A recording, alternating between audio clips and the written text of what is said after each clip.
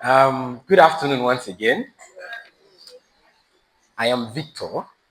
I'm going to be talking today about scaling the business of your skill. Have you met people who are very good at what they do, but they are still broke? And it's not because they are lazy. Oh. They have passion. They are very hardworking. And they are good. If you hire them to get something done, they will do it well. But they are still broke. And we have quite, in fact, I'm sure you already have names of some people in your head. And sometimes you'll be asking yourself, what is these village people that are doing this guy? I grew up in Adamawa State. I schooled at Adamawa State University. And in 200 level, that was in 2011, I had built coldhotseat.com. The name sounds weird, right?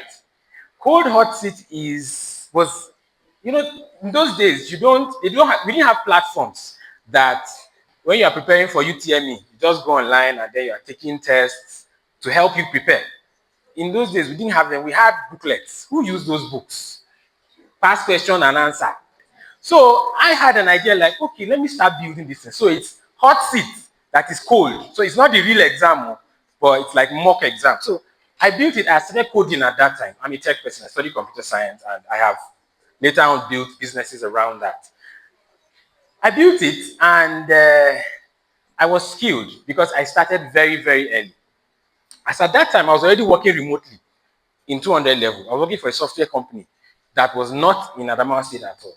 How many of you want to know how much revenue I made from this? Okay, I'll tell you later. Okay, there is this idea that once I finish my training or I finish learning, I've gone to learn. Once I'm done, money will just start rolling in. People will just start asking me, how can we use your services? And let me prove to you that it doesn't work that way. Now, if you go to learn sewing, for instance, what are the things they teach you? Stitching, cutting, sewing, right? Okay. And then you are done with that. And then you now go and open your workshop. And then you sit down. Who is going to teach you how to ensure that everybody who works in gets a good experience, whether they buy or not? Do you realize that most times they don't teach that? Who is going to teach you how to price your service? Do you realize that where I am getting to is to prove to you that your skill and your business, skill and business are not the same thing. That is what I'm trying to get you to understand. So when you go to learn a skill, you have only fulfilled one part of the whole system. You still have to learn how to run the business of that skill. People don't reward your skill. They don't reward that, oh, I know how to do bricklayer or I know how to sew. It is the value they get from it. How it helps them. That is what they are paying for. Let me just read what I wrote there. It rewards value that people can understand, access, trust, and pay for. Do you realize that this means that you can have value that people are not willing to pay for? You have the skill. You probably find a way to get them to understand what this value is. But when you are done pitching your idea, they don't feel it's worth the money. If you are into consulting, you will help people solve problems. You will understand what I am saying. You have explained what you want to do, and they tell you, think about it. And they will keep thinking for as long as possible. So I'm going to be walking you through 6 questions you should ask as you build the business of your skill. We have established your skill and business are 2 separate things. You have to, obviously must know your skill. If you don't know your skill, you are not part of this conversation. So after you have known your skill well, that anybody that comes to you will get value, good. Now, how do you build the business? Or how do you scale the business? 6 questions you should ask. Number 1, what problem do I really want to solve? Okay, mommy, I want to ask something. If I come to you and I say, I am a social media manager, and another person comes to you and says, I help smart people, maintain an authority figure online, who will you pick first? The second person. Is there a particular reason why? Yeah, yes, he's more articulate, but I think it's more of yes. I understood you. You are someone who wants people to know what you do and to be placed up there. So I addressed that question directly. I'm a social manager. Everybody is social media manager now. Everybody is. But my own social media management is you want to create a an authority figure online. I will help you create it and maintain it for you. As a business, I run the Nebula. It's the Nebula workspace, but we call it the Nebula. If you know what the Nebula is in space, it's the place where stars are born, right? So what we started out as a consulting firm. We build stuff for people. At a point, we realized that we have to be specific. So we changed our narrative to be we help businesses solve operational problems using technology. Let me say it again. We help businesses solve operational problems using technology. We didn't just say we can help you to build products, to build code. Bring your idea, let's build for you. That's pretty much still what we do, but we have targeted it at a problem that businesses have. So you have a problem with your accounting, we solve those problems. You have a problem with logistics, we use technology to solve it for you. That's what we do as a business. So you have to figure out what exact problem am I solving? So that people, when your thought comes to people's mind, they know it's you they should call. Next, how well do I communicate my value? You see this picture there? This guy or girl, I don't know. He went to the Grammy Awards in that. What do you think the fashion designer told him that made him believe that this is the best dress he could wear? What? I don't know whether it's a man or woman. I really don't know. I just got the picture online. But whether male or female, it no makes sense, right? To us here. But do you know that somebody convinced him to do this? Somebody sold value, communicated it in such a way that he felt, I will be a showstopper. I will block road that day when I wear this. Maybe he did, right?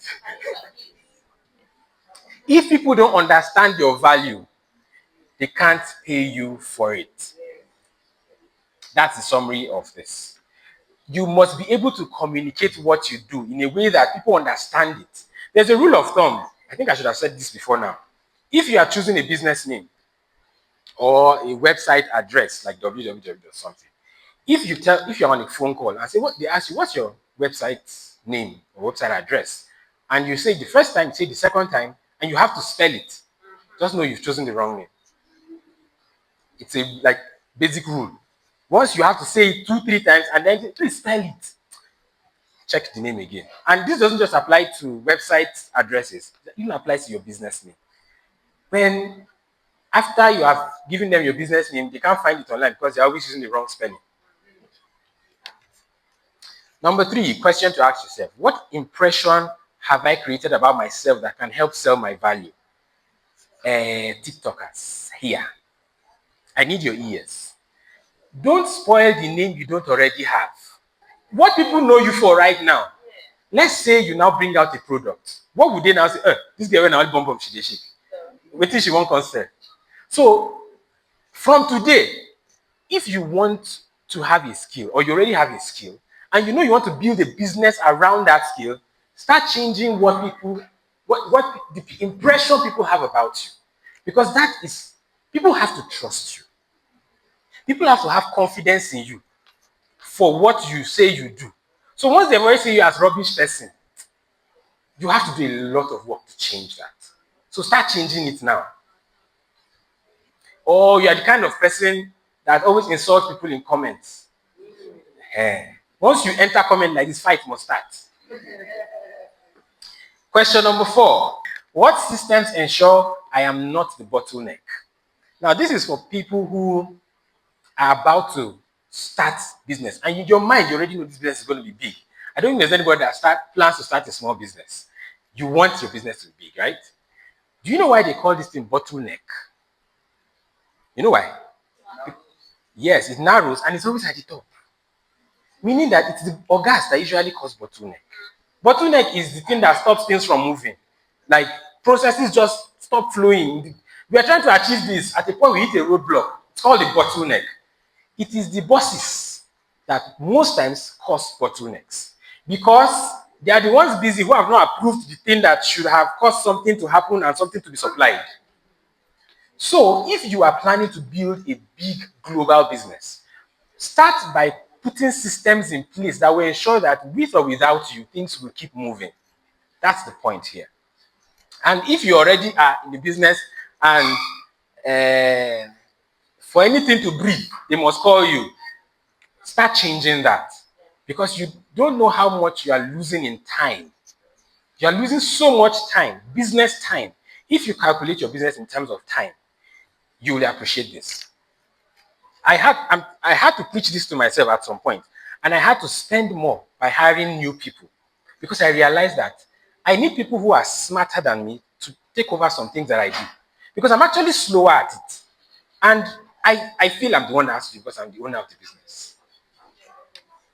But when I have smarter people, I'm paying them, eventually, the money I'm paying them will convert into turnover. Number 5, do I know how to manage business money? Yes. Do you know what pricing really means? Do you know what profit means? Do you know what cash flow means? Do you know what budgeting means? It will shock you to know that there are some people that don't know the difference between revenue and profit. Yes. Some people feel, when you say, what's your revenue? And I made, after I removed all my expenses. But that revenue includes your expenses, right? So you need to understand these things. For bigger businesses, the question you should be asking yourself is, I have an accountant. What are the documents my accountant should send to me every end of month so that I understand my financial standing? I know these things now because I had to enroll in Lagos Business School. I'm traveling tomorrow to Lagos for my class. As simple as these words sound, I got to realize I really do not understand them until I went to school. Okay, I told you I was going to tell you about coldhotseats.com. Yes, we had 0 users. 0. How much revenue did we make? 0. Thank you very much. Do you know why? Let me tell you why that happened. While I was done, when I felt I was done building, I now felt, how do I do this thing properly, the right way? I now wrote a letter to the registrar of UTM. Physical letter is not email. I enveloped it, stamped it, asking for permission to use past questions. And that if he doesn't mind, he can send me past questions so that I can use them in my system so that people can prepare for UTME. Few weeks later, I got a reply. He replied me. Oh. He said no. Yeah. He said no. And that was the end of coldhotseat.com. Some people are already wondering, really? Did you really have to stop because of that? Did I know? I didn't understand the business. If I did, I wouldn't even ask for permission in the first place, right? There was no point. I didn't know the business. You see? Great idea. I would have been the first to start this thing. Because I wrote Jam, I was in 200 level, I had just written it. There was no platform I could use to prepare for UTME. So I would have probably made a lot of money. But I made 0. So the last question you should ask yourself, who is backing my business? You need to make friends who can get you out of trouble. Yes. Do I have people who I can call for urgent 2 million? Yes, 2 million is not urgent, right? But you need to have friends who can do that for you. You need to have military people who, when your bread motor gets stuck with FRSC, you can call them. Once they introduce themselves, FRSC will calm down, right? You need to have those kinds of people. And you need to have God. Somebody said it's either you are in a secret cult or you're in the secret place. Have I helped someone today? Thank you very much.